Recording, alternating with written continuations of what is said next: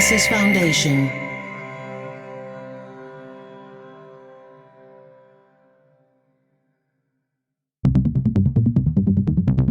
Dublab.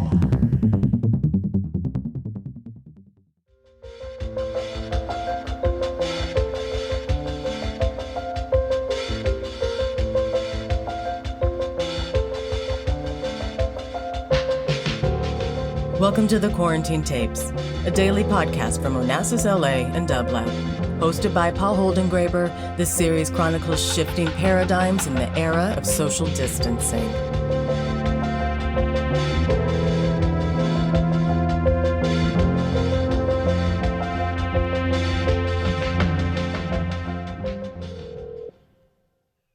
Hello? Hello, could I please speak with Imani Perry? This is she. Imani, this is Paul Holdengräber calling you from the Quarantine Tapes. I'm so happy to speak to you and so happy that you're part of this project. How are you today? Oh, thank you. I'm thrilled to speak with you. It's a real pleasure. How are you today?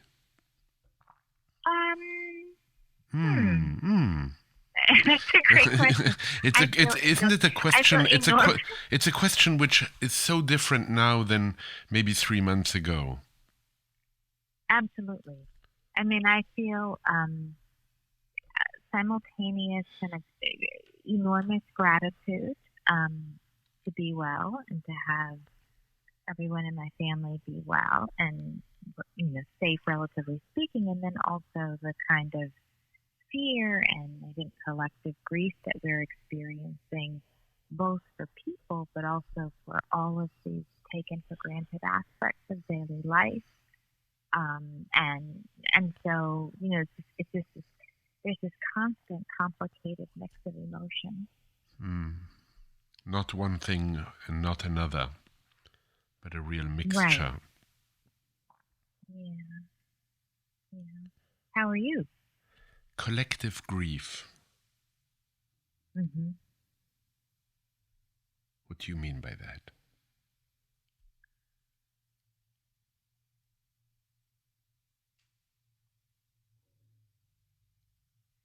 I think it's hard to apprehend in the sense that, it's our relationship to numbers is so odd in that, we have some sense of, massive loss, but it's as though the kind of the individual story is much more likely to animate us or to elicit an emotional response in the vast quantities of people who we've lost, each of whom, has a meaningful story. So I think it's even hard to articulate because the standard rituals we have, right, for mass grief, kind of the war or, all those are not exactly appropriate. So language fails us. Mm-hmm. And that's perhaps why someone like you continues to write. I'm sorry, can you say that again? I said language fails us, and that is perhaps why you continue to write. Mm-hmm. Where do I find you at this moment? I am sitting in my bedroom. I have a chair by the window, and so I get direct light, and this is where I have been. In Philadelphia? Yes. And Imani, you have been teaching, right, during this semester? Yes. And how has that been? How has Zoom been for you?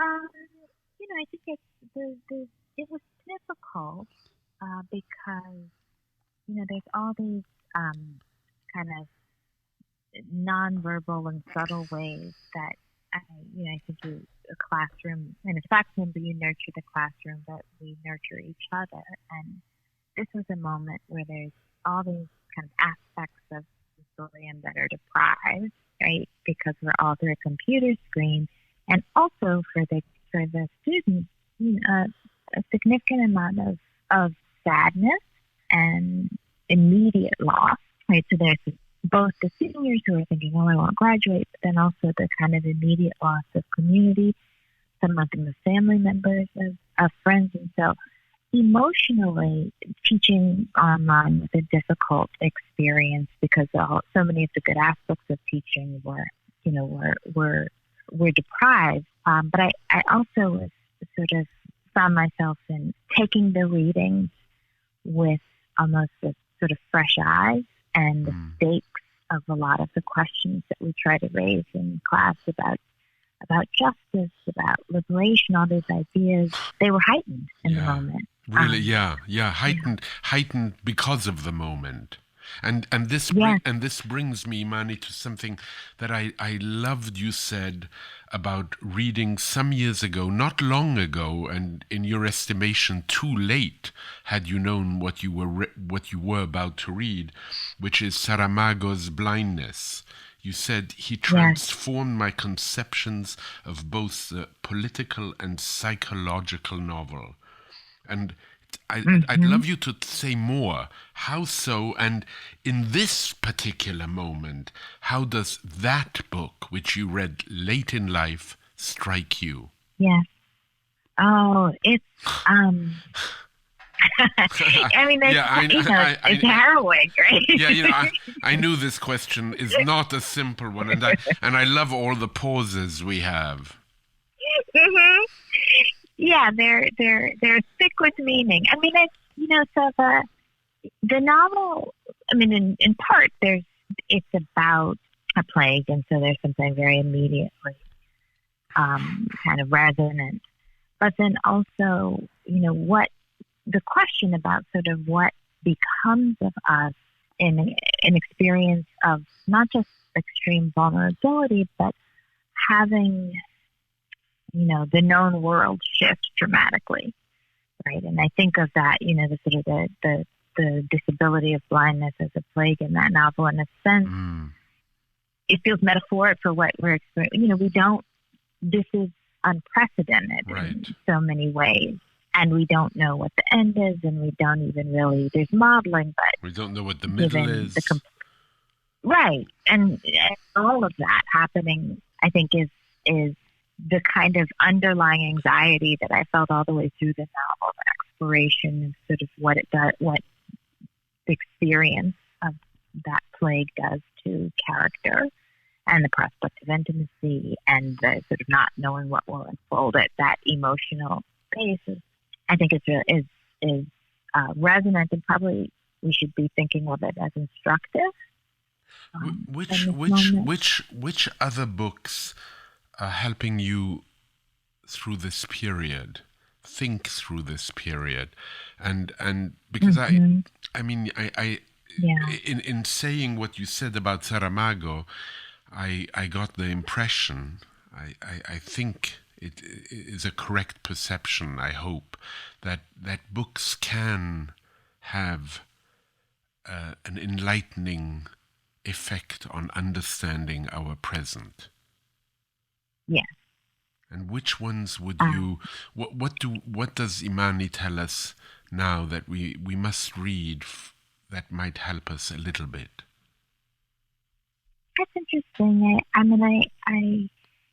I find myself thinking a lot about Raymond Williams' writing on the structure of feeling, and I think I'm returning to that because the Williams describes sort of the sense in which we can only understand the world that was in after the moment of transformation. And so I do wonder, I guess part of what I'm thinking is that, this is a moment of some degree of permanent transformation. We do have to see the world that we've departed from with greater clarity, and it's evidencing itself in all of the unequal distribution of suffering, or the ways in which we're not imagining how to care for not just the entire nation, but the entire world in this moment, but instead deepening inequality. So Williams has been on my mind. Of course, Octavia Butler, because she sort of had a prophetic imagining of where the world is going that feels very pressing. And which book in particular were you saying? Parable of the Sower, and then Parable of the Talents. Right. Although there's, there are other works that deal with a kind of, the cyborg reality that is also interesting because we're part machine now, at least in our sociality, right? And then, have you been thinking about your own work on Lorraine Hansberry at this moment, and how perhaps she would have reacted to this unqualifiable moment? I have some, I think I thought about her in large part because, she was a person who was not focused on a single axis of both the idea of liberation or what it meant to do meaningful work in the world. And she thought about all kinds of forms of inequality, but also different sort of political and philosophical imaginaries. And so I think of her as always as a model for how to think through a moment and how important it is to register the world outside of your kind of immediate concern or interest. And so I have thought about her, and then also with all of the premature deaths, I've thought about her. She died at 34 with a great deal of work that she had accomplished, but also a great deal unfinished. And there's been so many artists and intellectuals almost every day. It feels that you hear a story about one departing, and so even so for me that kind of resonates with this feeling of grief. Of grief, I was about to say, we're back to that. Yeah. But what I really took to in what you said now is that she works for you, she functions for you as a model of how to think. And in thinking about talking to you, I was particularly struck that as an undergraduate, you studied mathematics. And you say, as a scholar, everything I do when I analyze anything is mathematically oriented. Every time I write about literature or about social phenomena, I'm always looking for patterns, repetition, structure, the size relationship between things. I'd love you to say more about that. And then also, do you think of your books as equations you are solving or as shapes you're constructing? And if so, what is a shape? Oh, that's an interesting. Oh, well, okay, I'll start with. Sorry. You were wondering, where shall I start, and do we have an hour and a half? The answer is we don't have an hour and a half, and you just need to start somewhere. I'll say this. For me, part of what is actually made me most anxious about this moment is the numbers. You mentioned that in the beginning. It's not just the numbers of people we've lost, but who are ill, but what's being tracked.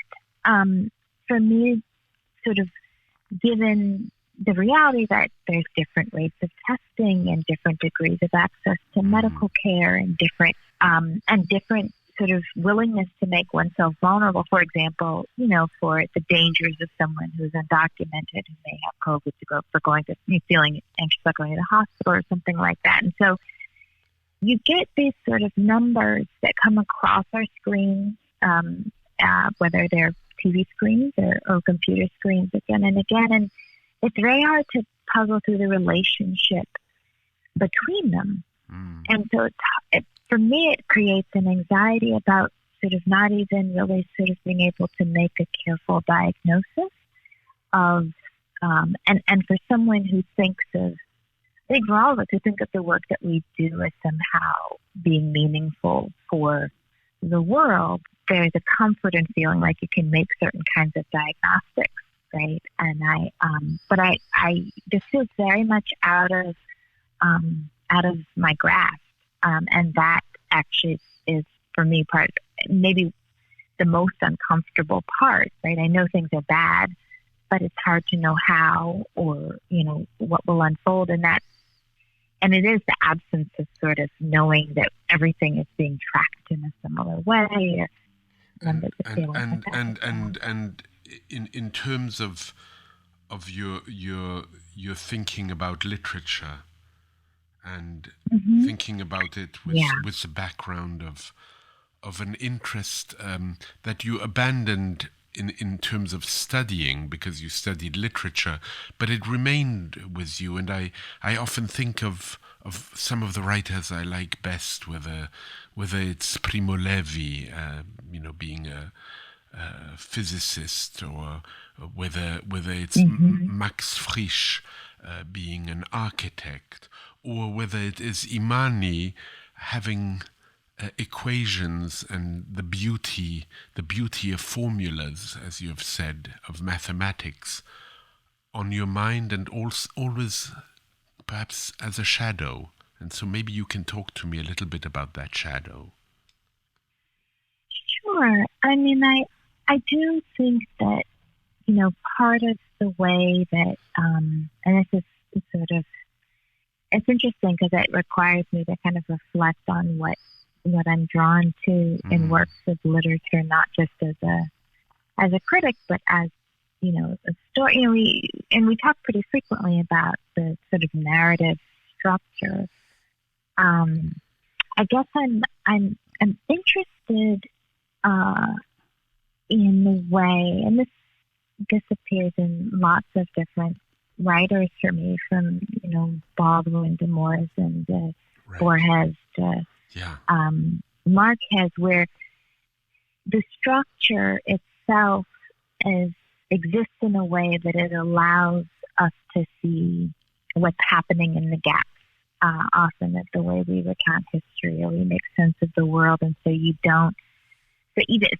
even while sort of attentive to structures and sort of and trying to diagnose relations between this and that part that is hard to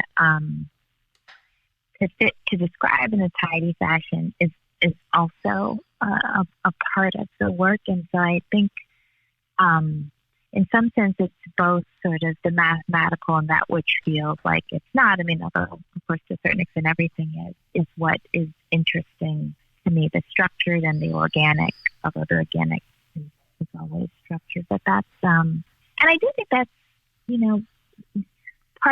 that's also part of what we're dealing with now is the sort of as structures fall apart. Right. Right. Yeah, exactly. The connections are, one can make many of them. And I know that these questions I'm asking you are rather questions for reflection and not for an instantaneous answer. So I'm very appreciative of the fact that you're thinking along the questions and thinking how to approach them, as it were. There's a moment that a famous moment you recount of Hansberry meeting Robert Kennedy and James Baldwin. Can you recount briefly that moment, and also who in a meeting with, be it Obama or Bill Clinton or perhaps even the current president, would be willing to speak in that way? Oh, the latter question is a huge one that I think is essential for us to try to think about. But I'll start by describing the meeting. So the Robert F. Kennedy invited James Baldwin and asked him to, bring a group of his friends as to respond to this kind of civil rights crisis from the perspective of the White House. Actually, in my hometown of Birmingham, and the idea was to that these sort of public figures would calm down the civil rights protesters. And so in that room was included Jerome Smith, who was an activist who was up in New York from poor. He'd been in the Mississippi Delta.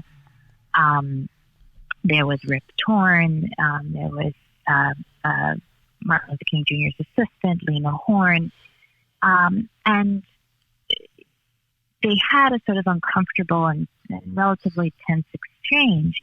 And then Jerome Smith, who was the sort of on-the-ground organizer, erupted with some frustration and said, and talks about the kind of inconsistency in expecting the Black Americans to fight for the United States abroad, given what was happening in the segregated South. And RFK was somewhat dismissive of Jerome Smith, and this incensed Lorraine Hansberry. And she sort of subverted the whole discussion and said, not only are we not willing to sort of try to quell protests, but we actually see those people who are protesting as speaking for us, and we want a moral commitment from the United States.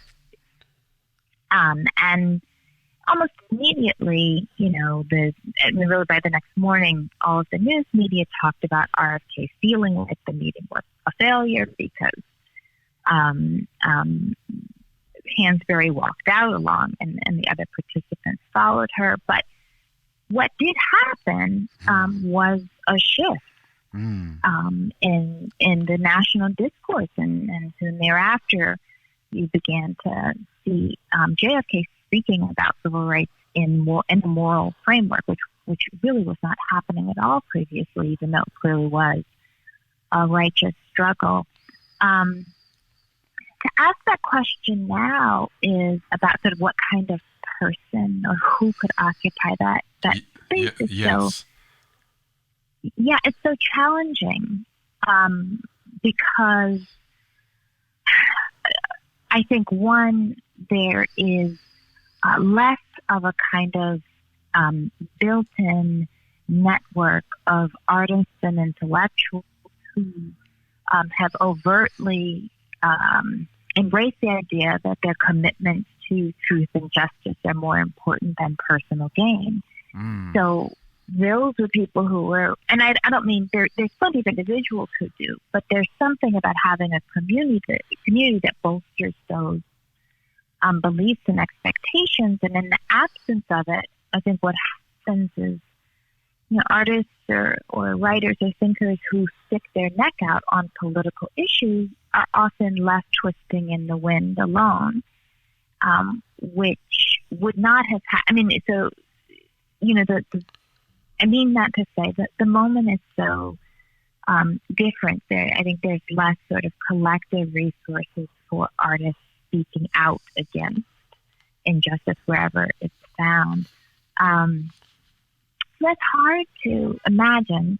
And then I guess another piece that makes it hard to imagine is that there's a ways in which people sort of speak challenging the radical ideas, but their voices so easily get sort of commodified and wrapped up in just sort of marketing or self-branding that it also becomes hard for those moments to have the effect that they once did. So it's a long way of saying I don't know. No, and so the person is still to come. Recently you wrote a brief comment about Little Richard, and you said we have a lot to learn from the way Little Richard claimed his place and his impact. Humility is not always a virtue. Sometimes it is a form of submission. So, Imani, Little Richard, for you and that comment about him, I'm curious. Yes. I mean, he was fantastic. And he in some ways very much like Lorraine Hansberry, because she would similarly, she would say, as someone criticized her work, and she said, she would frequently respond with, there are problems with my work, but what you have said is a problem is not the problem. And let me explain what's wrong with your analysis. And, she wrote her own criticism. And in a sense, that's what Little Richard did as well. He claimed a place when he had been roundly marginalized from the history of rock and roll. And every time he was on a platform, he would remind people of his role as a progenitor. And I think that was important because it was, without that, it's hard to imagine that he would have had the kind of public memorial that he did. I mean, he really did have to stake a claim. And, I think we think of humility as the virtue because, of course, we don't like egomania and self-centeredness and all of those things. But it is also important if you have been, part of a story that is meaningful beyond your own self-interest to speak up. So interesting. So interesting. I after he died, I watched some videos of him. I mean, it's just extraordinary at every level. Yeah. The gestures, the corporate, the incarnation of the music, yeah, and the movement. Imani, in closing, I know something about you that maybe some people don't quite know, and I would love you to talk a little bit about it. I think you are in the process now of thinking about writing a book about the color blue. Yeah. Now, not just about the color, a history of the color blue in some way, and I often think of the extraordinary comment in the Letters on Cézanne of Rainer Maria Rilke, where he says that he would wouldn't it be extraordinary if somebody wrote a biography of the color blue? So, yeah, what are you thinking about when you're thinking about blue? Oh, so many things. And this has actually been a wonderful time because, the moments when we walk outside or we're sitting inside by our windows, and I'm often looking up into the sky and noting the color, but also, it's one of these commonalities across everywhere, right? Sort of the perception, the reality, but also the perception of blue, the sky, the water, the way that it is both, ubiquitous in the natural world, but also it's the world's favorite color. There is a pleasure that's taken in blue, and the history of the preciousness of blue pigment as evidence of that. It's a color that's both cool and hot. And it also, it's an important color for me in terms of cultural tradition, whether it's paint blue that, in the coastal South that was supposed to ward away angry spirits, or cobalt blue bottles on trees that would hold suffering spirits captive and protection for you, or the music, the blues, and what does it mean to name a musical form that really captures sort of the range of human emotion. Blue. I think that's not, it's not incidental. There's this resonance, and then there's the towns that are blue, and Chefchaouen and Jodhpur and Mombasa, and so it's this color that has this global appeal and then also very specific references, and I find that fascinating. I can't wait. And exactly what I thought would happen happened. It was just a too brief pleasure to speak to you, Imani. It's always wonderful to speak with you. I thank you so much. And for the moment, I send you a virtual hug. And I hope soon it will be possible to give you a real hug. But for now, stay safe, stay well. Reflect more on blue. I can't wait to read your ruminations. It's going to be extraordinary. Thank you so much, Paul. Take care. You too. Bye-bye, Imani. To support this show and Dublab's progressive programming, go to dublab.com/support.